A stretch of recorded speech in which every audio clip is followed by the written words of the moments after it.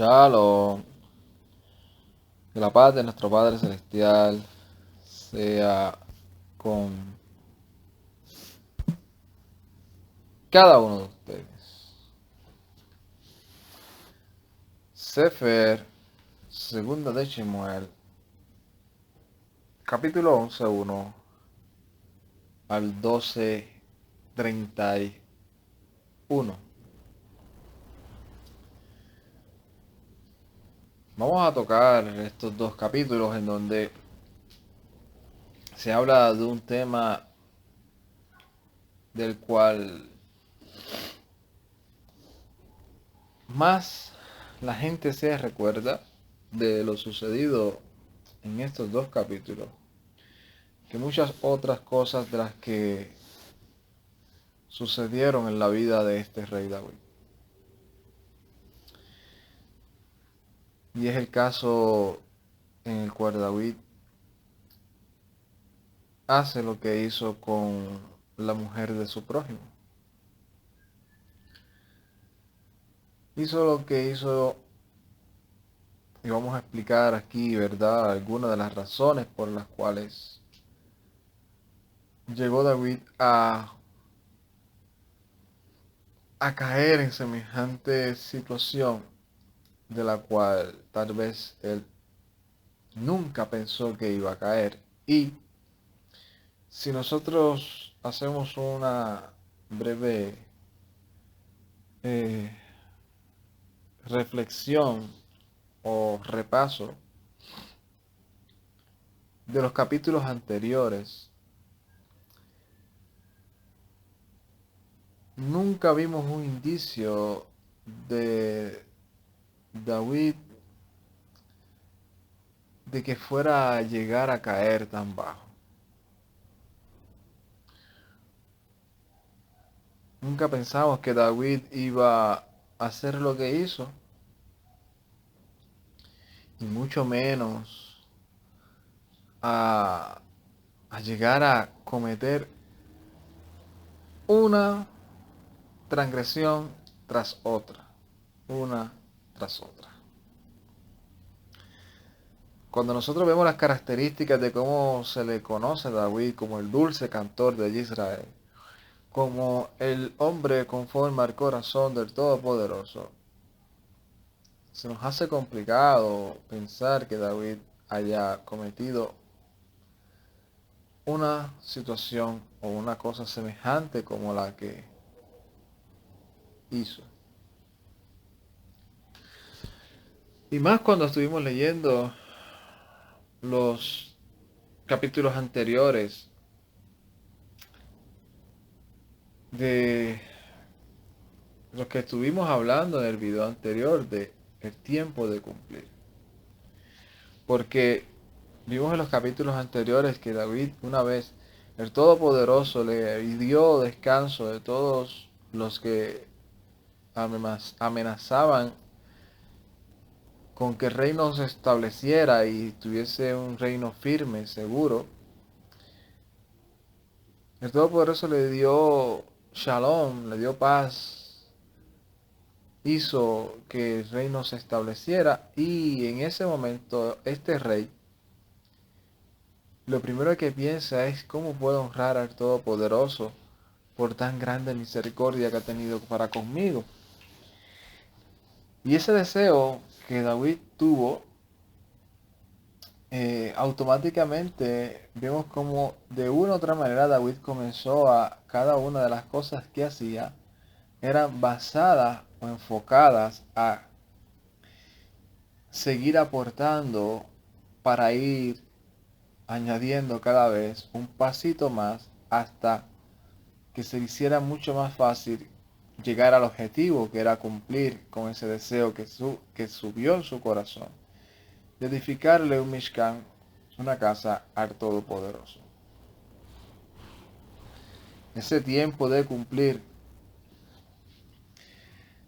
vimos como cada vez que David ganaba una de esas batallas, cada uno de esos botines, lo dedicaba al Todopoderoso, lo consagraba, lo ponía como Ekdish, como algo santo, algo consagrado, que solamente estaba basado para una sola función. Y ese es uno de los términos de lo que se conoce como lo que es la palabra kadosh. Cuando nosotros decimos que somos kadosh, estamos diciendo que hemos sido apartados para una función en específico. O sea, no tenemos de una doble función. Es una sola función. Es un solo objetivo. Estamos consagrados, separados para algo específico. Por lo consiguiente, si hacemos algo diferente o algo que no es a lo que nosotros hemos sido llamados, estamos de una u otra manera quebrantando esa función, impurificándonos. Estamos trayendo inmundicia a nuestro ser. Y para que nosotros poder entonces volver a ejercer la función que se nos llamó de estar separados para un oficio específico, tenemos que pasar por un proceso de purificación, de santificación, de perdón de pecado y en pocas palabras, ¿verdad? Volvernos a, a poner o a limpiar de una manera en la cual podamos ejercer esa función de manera que agrade al Todopoderoso. Por eso cuando leemos que no podemos servir a dos dioses o no podemos beber la copa con el Mesías y también en la mesa de los sheitim o de los inmundos, está hablando porque es que nosotros hemos sido separados para un oficio específico. Por eso es que no comemos como el mundo come, comemos como el Todopoderoso nos ordena y observamos y nos alegramos en los tiempos y las ocasiones que el Todopoderoso nos ordena, porque Él nos separó para esa función. La otra función que la haga quien cree y quien entienda que no ha sido separado, que solamente puede vivir basado en los deseos de su corazón. Y si tiene ganas de comer algo, se lo come y no discierne si dentro de su rol, dentro de su oficio, él ha sido llamado a separarse para un oficio específico y esas cosas le son prohibidas. Y para esto Shaul aún menciona ejemplos seculares, menciona ejemplos de los atletas que se abstienen de muchas cosas porque tienen una función específica. Igual aquellos que entran en tiempo moderno, que entran a dedicarse, a querer llegar, ¿verdad?, a un objetivo como tener un doctorado, un título, un diploma de algo, se abstienen de muchas cosas para poder llegar a ese objetivo, porque ellos han sido separados, ellos mismos se han separado para tratar de lograr una función específica. Igual aquel que se vuelve atleta, no come lo que le da la gana, come todo aquello que él sabe que lo puede ayudar a poder tener un mejor rendimiento. Y el creyente ha sido separado con esa función, por eso entendemos que hasta el día de hoy, cuando habla de que somos kadosh, es porque estamos observando esos mandamientos que nos hacen y nos caracteriza como ser personas kadosh.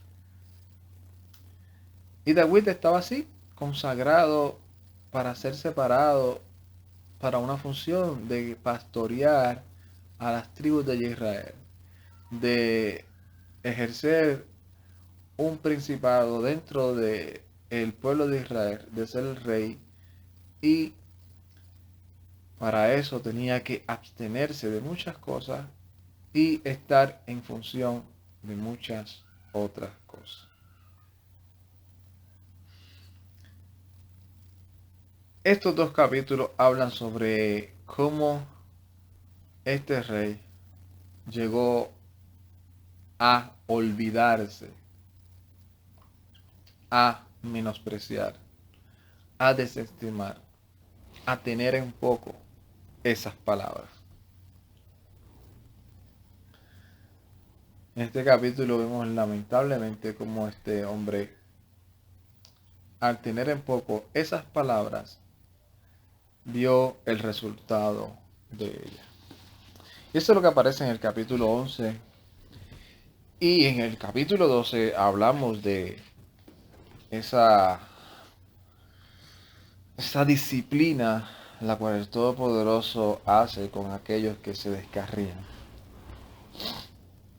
Nosotros sabemos y tenemos claro que David no hizo esto de una manera en reverdía al Todopoderoso. Y de eso es lo que podemos aprender. Que David no hizo esto porque estaba en reverdía con el Todopoderoso, porque quería pecar, porque quería deshacerse del Todopoderoso. No. Aquí vamos a leer y vamos a ir explicando para vernos en este espejo, en donde a veces nosotros podemos o a veces estamos en una situación similar, sin darnos cuenta. Pero la buena noticia es que aquí hubo un hombre que le dijo al profeta, recapacita y mira hasta dónde has caído. Vamos a dar un poco de contexto a lo que vamos a estar hablando y vamos a explicar varias cosas. Aquí, capítulo 11, en el verso 1, comienza hablando de la situación en la cual se supone que David estuviese, sin embargo, no estaba ahí. Capítulo 11, en el verso 1, dice, Wayehi lit shubat Hashana le'at se'et Hamalachim ve'yilach ve'yishlach David et Joab ve'at Abdi imu ve'et kol Yisrael vaya vayashchito et Benei Amon Beyitzru al Rabah. Ve David Yesheb be Jerusalén. Y sucedió que al regresar o al comenzar o al darse la vuelta del año, en el tiempo de salir los reyes, envió David a Joab, su siervo, a Joab y a sus siervos con él, y a todo Israel, y destruyeron a los hijos de Amón, y los sitiaron sobre Rabá. Pero David se quedó en Jerusalén. Aquí el autor te da automáticamente el primer detalle, la primera clave, por la cual David terminó en un descuido de una manera sutil y sin que él se diera cuenta. La función de David era de ser el rey de Israel. La función de David era de pelear las batallas de Israel, del pueblo del Todopoderoso. La función de David era darle libertad al pueblo de Israel de todos sus enemigos. Y David ya había logrado que su reino estuviese establecido. Pero siempre habían revueltas en ciertos lugares y en esta ocasión en Amón. Y este hombre que había sido separado para esta función, dice que era el tiempo en el cual él tenía que salir, en el cual los reyes salían a la batalla. Esto es algo que conforme al contexto histórico se conoce que habían tiempos en donde se dedicaban los reyes a pelear y habían tiempos en donde de manera mutua los dos bandos decidían no pelear, sino entrar en un proceso de paz momentánea, pasajera, hasta que llegara el tiempo de las batallas. Pero David decidió quedarse en Jerusalén. Decidió quedarse en su casa real. ¿Cómo David no entendió que la manera en la cual él tenía como función la podía olvidar? ¿Por qué? Así que vemos esto en la vida de David. Y en el verso 2, en el 11:2, vemos tal vez las consecuencias de esto. Dice, Wayehile ad ha'ered, Wayikan David me al mishhabu, Vejit halech al gag, Beit hamalache hamelech, Vayar isha rachet o rojet me al hagag, ve haisha tova mir'a meod.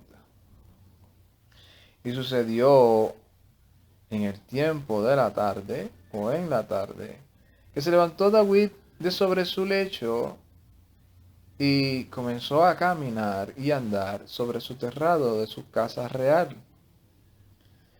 Y vio a una mujer bañándose, según la traducción. Vamos a explicar ahora exactamente a lo que se refería esto. Bañándose, para que lo puedan entender, luego lo vamos a explicar. Desde su terrado, y la mujer era buena, hermosa, de apariencia, muy hermosa. Esto es algo que yo estuve hablando hace mucho tiempo mientras estaba haciendo uno de los primeros videos que estuve haciendo para este canal, que es el personaje de David. Y mientras hablaba sobre el personaje de David, estuve explicando lo que realmente, dentro del contexto cultural, a mi parecer, fue lo que sucedió aquí. Muchas personas dicen y tienen esas fotos de David o de este hombre como si fuera David ahí mirando desde un techo, y vio una mujer bañándose en un cierto lugar y David la vio y dijo, qué mujer más hermosa bañándose, mira cómo, qué seducción tan grande para mí ver una mujer desnuda mientras se baña. Y estuvimos hablando que realmente eso no es basado en el contexto de lo que eran las mujeres de Israel. Aún dentro de nuestra cultura y nuestra conciencia o razonal, se escucha hasta ilógico que una mujer se esté bañando desnuda en un lugar donde ella sabe que la pueden ver, y mucho más una mujer casada. Cuando nosotros entendemos esto, vemos que algo realmente sucedió ahí, y no necesariamente es como aparece en las películas o como aparece en las fotos o algo parecido. La palabra que aparece ahí para bañarse es rojetset. Rojetset es lavar. Lavar. Y esta palabra se utiliza mayormente o en muchas ocasiones o en varias ocasiones para referirse a aquellas mujeres que están limpiándose o lavándose en un proceso para llegar al proceso de ser tajor, de ser pura. O sea, se lavan como un proceso para la purificación. ¿Y cómo nosotros entonces entendemos esto desde este punto de vista. Y es que si nosotros sabemos que David llevó el tabernáculo donde estaba el arca hacia su casa real al lado, y que era en Jerusalén, donde ya todo se estaba indicando para que ese fuera el lugar en donde las personas fueran a alabar o a honrar al Todopoderoso. Dentro de la cultura se conocía lo que eran las mikvah o mikveh, que era el lugar donde se hacían la purificación, y había una que era para mujeres. Y esas mujeres que luego de pasar sus procesos menstruales o por alguna otra transgresión que hubiesen hecho, que se sentían o que caían en ese estado de inmundicia, ¿verdad? De no ser, no necesariamente una mujer estaba inmunda, no significa que estaba en pecado, sino que no estaba capacitada para ir a presentarse delante del cohen, del sacerdote, a ofrecer algo, ¿verdad? Y dentro de eso, pues tenían que pasar por ese proceso de purificación, de lavamiento, y luego salían y ya estaban listas, ready, disponibles, sea para acostarse con su esposo si habían pasado el proceso de menstruación, de lo que era la nidad, o para ir a presentarse delante del cohen. Dentro de ese contexto vemos que tal vez ella no era la única mujer que estaba ahí. Sin embargo, ante a quien David se le fueron los ojos, fue hacia esa mujer a la cual él vio saliendo de la mikveh, saliendo del lugar donde se purificaban las mujeres, se lavaban. Y una vez la vio, no es que la vio desnuda, la vio totalmente vestida, totalmente normal, como vestían normalmente, pero saliendo de un lugar como ese. Y preguntó por ella. Ay, pero hermano, ¿cómo usted ha tratado de sacar esto de la purificación de la mikveh con lo de Betsabé? Si ahí dice bañar, ahí no dice purificar. La palabra rojetze, es lavar, se utiliza para ese contexto. ¿Y qué testimonio tiene usted para decirme eso? Éxodo capítulo 30, verso 18. Dice 18 y al 20, o 18 al 20, dice: harás también una fuente de bronce con su base de bronce para lavar. La palabra que se utiliza ahí es rojetze. Y las colocarás en el tabernáculo de reunión y el altar, y pondrás en ella agua. Cuando entren en el tabernáculo de reunión, se lavarán con agua para que no mueran, o sea, se lavarán para que pasen el proceso de purificación y poder estar limpios, de una manera pasar el proceso de purificación para que no mueran cuando entren al altar. Y cuando se acerquen al altar para ministrar, para quemar la ofrenda encendida a Yuhewahé. Y esa palabra que se utiliza es rojetze. Segundo testimonio. Segunda de Reyes, capítulo 5, verso 13. Mas sus criados se le acercaron y le hablaron diciendo: Padre mío, si el profeta te mandara alguna gran cosa, ¿no la harías? Cuanto más diciéndote: lávate y serás limpio. Esto es lo que le dicen los criados a Naamán, o a este hombre que fue o era el líder militar, y fue donde el profeta, y el profeta le dijo: ve y lávate en el Jordán, y él estaba en esa indecisión: si no, si mejor yo me voy, vete y lávate, vete y purifícate, ve al proceso de purificación, no hazlo en el Jordán. Y él: si no, si acá en donde yo vivo hay unos ríos mejores que... Y los criados dijeron, pues si eso es una cosa sencilla, si te hubiese mandado a hacer otra gran cosa más difícil, lo hubieses hecho, ¿qué más? Vete, purifícate en el Jordán. Y esa palabra que se utiliza ahí para ve y lávate, ve y purifícate, es rojetze. Isaías, o Yeshaya, capítulo 4, verso 4. Dice, cuando el Abdón lave las inmundicias, purifique las inmundicias de las hijas de Sión y limpie la sangre de Jerusalén en medio de ella con espíritu de juicio y con espíritu de devastación. Y ahí la palabra que se utiliza es rojetze, para referirse a un lamento de purificación. Cuando el Todopoderoso purifique.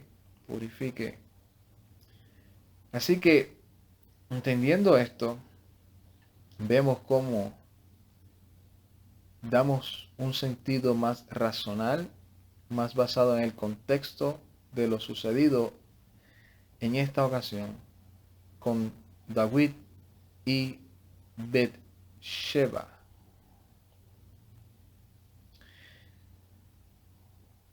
Cuando David hace esto, David va y vemos lo que lamentablemente sucedió. Porque el Todopoderoso en todo momento le está hablando y él no se está dando cuenta. El Todopoderoso le está diciendo a David, mira, esta mujer es prohibida para ti. Porque David lo primero que hizo fue mandar a preguntar, a indagar, ¿quién es esta mujer que es tan bella en apariencia? Y me llamó la atención del rey. Y le dijeron, esta es Beth-sheba, hija de Eliam, mujer de Uriyá, el Giti. O sea, le dijeron, el Todopoderoso por medio de los criados le están diciendo a David, mira, esta mujer es prohibida para ti. Esta mujer no solamente está casada con alguien que tú conoces, con alguien que tú sabes que está peleando las batallas de Israel en donde se supone que tú estuvieses y te quedaste aquí ocioso y él está allí arriesgando su vida. Ella que está ahí es la mujer de él y lo que tiene es una nada más, o sea, esa es la bebé de él, esa es su esposa. David no le interesó eso en ese momento. David no le interesó, David fue y envió mensajeros a ella y la tomó y durmió con ella. Y ella hizo otra vez el proceso de purificación y se limpió de su inmundicia y volvió a su casa. Con lo que estuvimos hablando previamente de purificarse, que en mi opinión lo más posible se estaba purificando haciendo el proceso de la nidad, saliendo de la menstruación. Sabemos que cuando una mujer sale de la menstruación, está totalmente en unos niveles hormonales en donde está mucho más, un por ciento mucho más alto de que si tiene relaciones con su pareja y está en los tiempos en donde ella es bien fértil, va a caer embarazada. Y esto fue lo que sucedió con Beth-sheba. Beth-sheba automáticamente coincide y le envía el mensaje al rey. Le dice, mira, estoy embarazada. Quiero que sepas que lo que hicimos trajo consecuencias.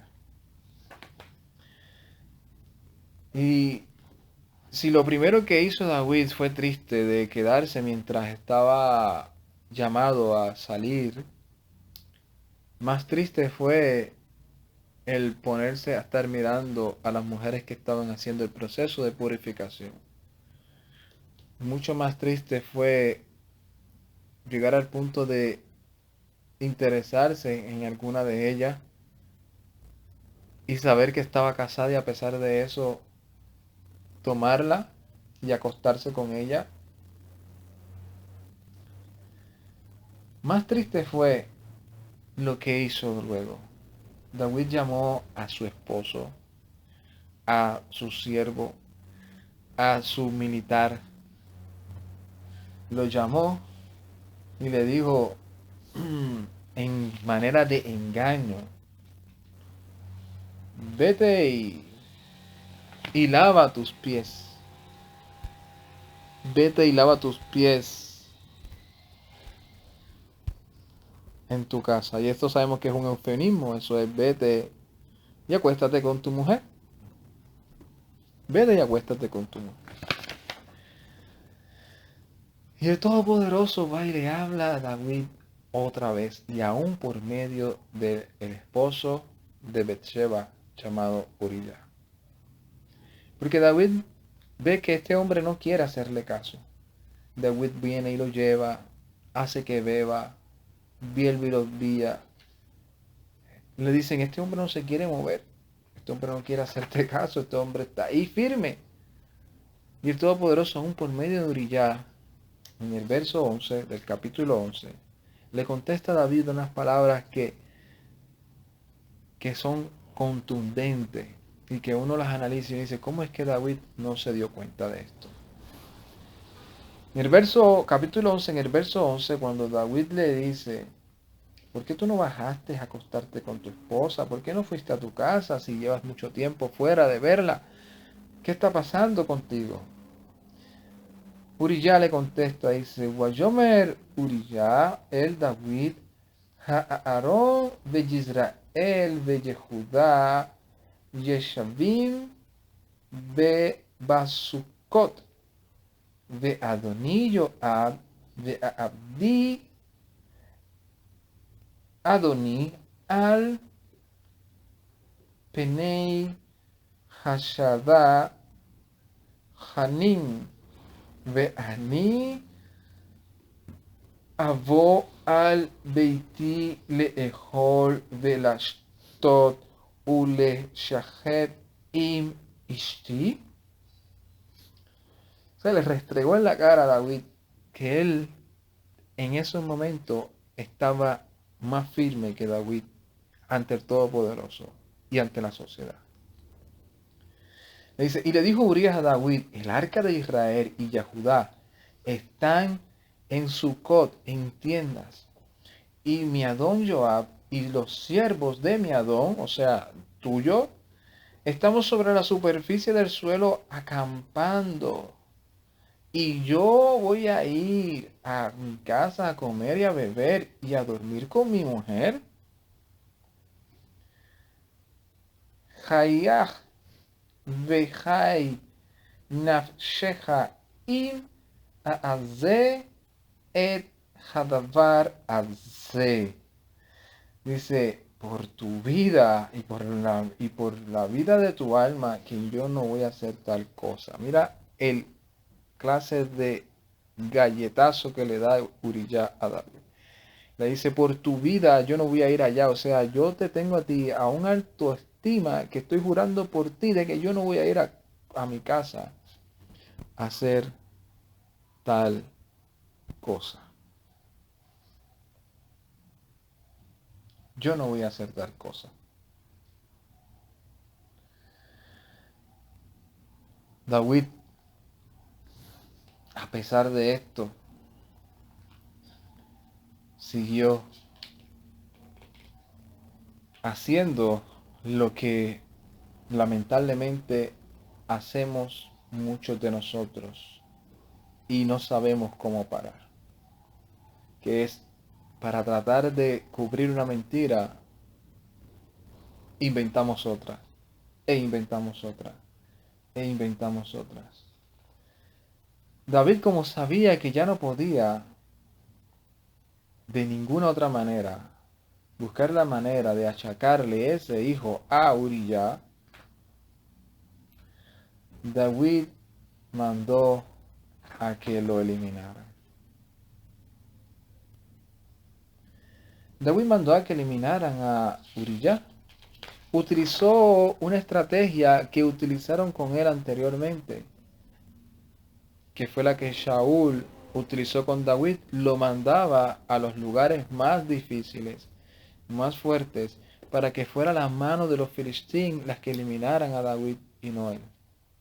Y David hizo esto con Uría, pero lo hizo un poco peor, porque mandó al encargado de las misiones a que de manera eh, así abierta y con toda malicia y con toda intención pusiera a Uría enfrente de los lugares y que se retiraran y lo dejaran solo para que muriera.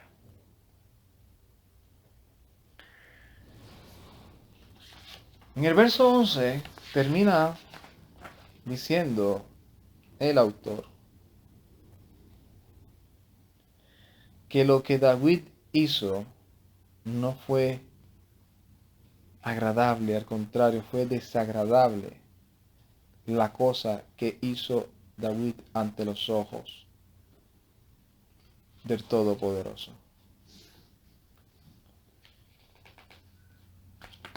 Cuando viene este profeta llamado Nathan, enfrenta al rey y le dice al rey lo que realmente él había hecho y utiliza algo común de los profetas, una parábola, para que el rey mismo caiga en su propia culpa y no haya manera en la cual siga escondiendo su culpabilidad y mintiendo y queriendo aparentar algo que no es. Ante todo eso, una de las cosas de las que le dice el profeta a David es cómo el Todopoderoso ve lo que hizo David y por qué fue que él hizo todo lo que estuvo haciendo. Esto está en el verso 12, en el capítulo 12, perdona, en el capítulo 12, en el verso 9.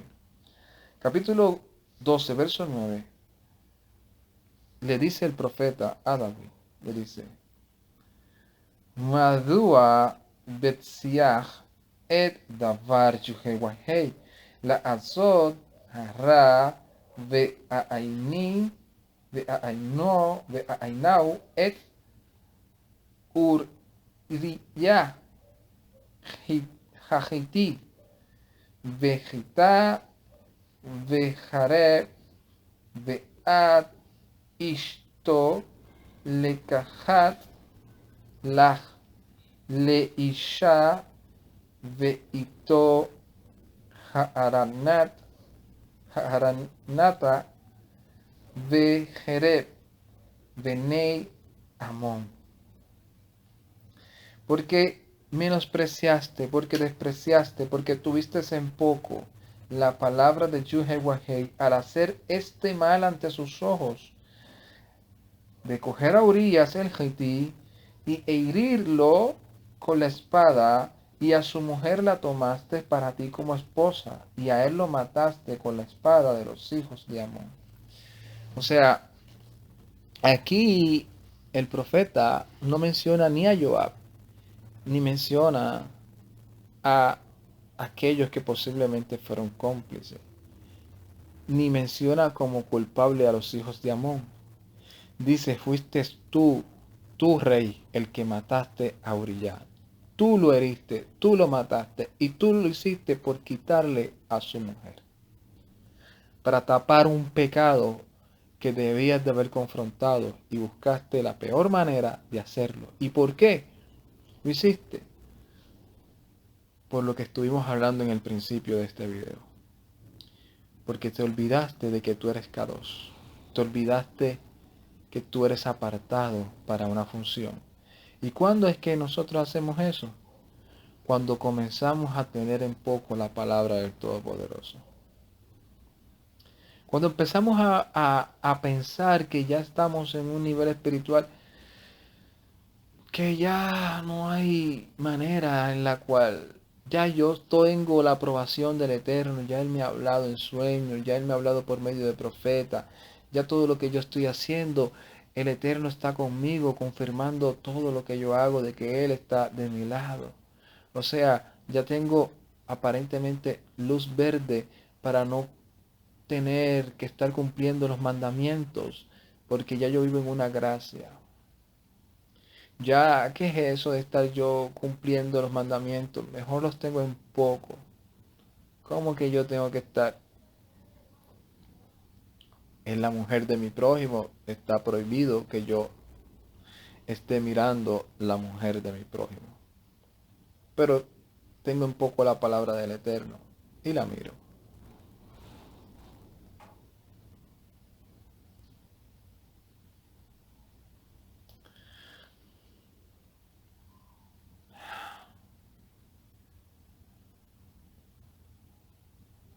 Tengo en poco la palabra del Eterno y no menciono o no hago lo que tengo que hacer. Esto es lo que lamentablemente nosotros a veces hacemos. Y para que nadie se dé cuenta, comenzamos a mentir y a mentir y a mentir. Son cosas que nosotros, por una u otra razón, a veces nos hacemos los locos. Y el Todopoderoso tiene que confrontarnos y enseñarnos que Él es el que está viéndolo todo y que nada escapa de su mano, de su vista.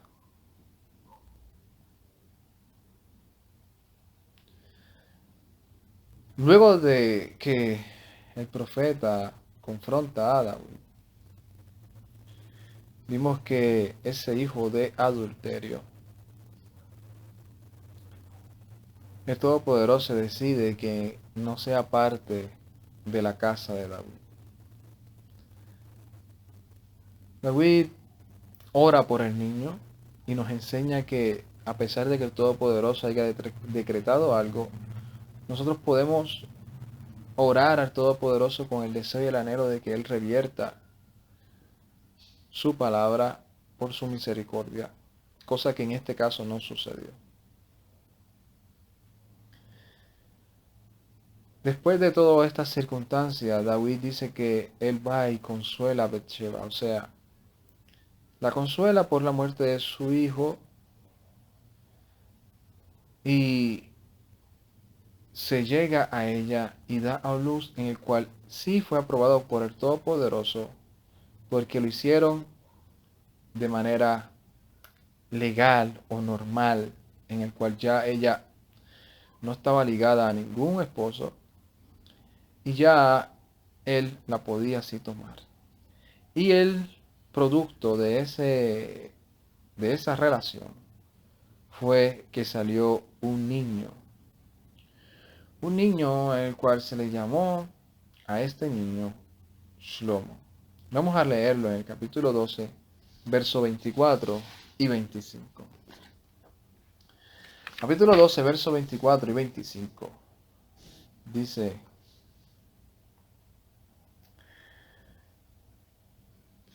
Vayanechem David et Bet-Sheba Ishto. Ya mencionan a Bet-Sheba ya no como esposa de Urías, sino como esposa de David. Veyavó Eleija Veyishar Ima Vateled Ben Veyikra et Shemo Shlomo Veyuhewahei Ahavo o Ahevó. Y consoló David a Betseba, su mujer, y vino a ella, y se acostó con ella, y ella dio a luz un hijo, y llamó su nombre Shlomo, y Jehuahei lo amó. Veyislach Beyad Natán Hanavi Veyikra et Shemo Yedidiyah Ve'avur Jehuahei. Y envió por mano del profeta Natán y llamó su nombre Yedidiyah por causa de Jehová. pesar de que David cometió todos estos errores, se le hizo difícil reconocerlos. Fue confrontado y en ese confrontamiento entonces decidió hacer las cosas de la manera correcta. ¿Qué nos enseña todo esto? Nos enseña a nosotros a entender que por más firmes que nos veamos, no es una licencia para tener en poco la palabra del Todopoderoso. Que por más estatus que tengamos ante la sociedad, más prestigio, no podemos descuidar el llamado que se nos ha hecho. Un llamado a separarnos, un llamado a no claudicar, un llamado a vivir una vida consagrada al Todopoderoso, un llamado a hacer las cosas correctas, un llamado a reaccionar ante esas amonestaciones que el Todopoderoso nos esté dando por causa de algo que estemos haciendo que tal vez no es de su agrado. Así que el anhelo y el deseo que yo tengo es que el Todopoderoso haga eso conmigo si en ningún momento estoy haciendo algo que a Él no le agrada. Que lo haga con cada uno de sus siervos y que no se olvide de nosotros, sino que nos confronte con tal de que reconozcamos nuestros errores y que comencemos a enderezar lo torcido y hacer las cosas de la manera correcta, como David comenzó a hacerlas después. David no se le dejó sin castigo. Nosotros vamos a ver las consecuencias de lo sucedido. Pero David, vamos a ver cómo también las enfrentó con firmeza y consciente de que hay consecuencias de nuestras acciones, de las cuales tenemos que enfrentar. Y que pedíamos al Todopoderoso que nos ayude a enfrentar y que tenga misericordia de nosotros. Y que si su corrección es hacia nosotros, sea para bien, para que nos tenga por hijo y no por bastardo. David cometió varios errores aquí. Se descuidó, se tardó y no quiso confrontarse él mismo en sus errores. Y luego, cuando fue confrontado, sí comenzó a hacer las cosas correctas. Y consoló a aquella mujer que tal vez tenía un cargo de conciencia por haber hecho lo que hizo también, estando unida a su esposo. ¿Qué podemos aprender o cuál es el resumen de todo esto? Sigamos hacia adelante y miremos siempre para no tener en poco las palabras del Todopoderoso, porque cuando lo hacemos, las consecuencias de David fue esta, tal vez las de otras circunstancias, pero el resultado va a ser el mismo. Lo que el profeta Natán le dijo a David: tú hiciste que los enemigos blasfemaran el nombre del Todopoderoso por tus acciones. Yo no deseo que eso suceda en mi vida ni en la vida de ninguno de los que están escuchando esta porción. Porque aunque David hizo las cosas correctas, todos siguen mirando a David como aquel hombre que le quitó la mujer a su amigo y lo mandó a matar para tapar su pecado.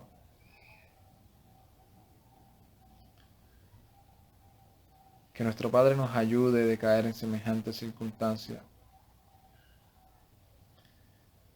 porque no es fácil. No es fácil. Shalom, Ubrajá, Lecolán, paz y bendiciones a cada uno de ustedes. Ay, date.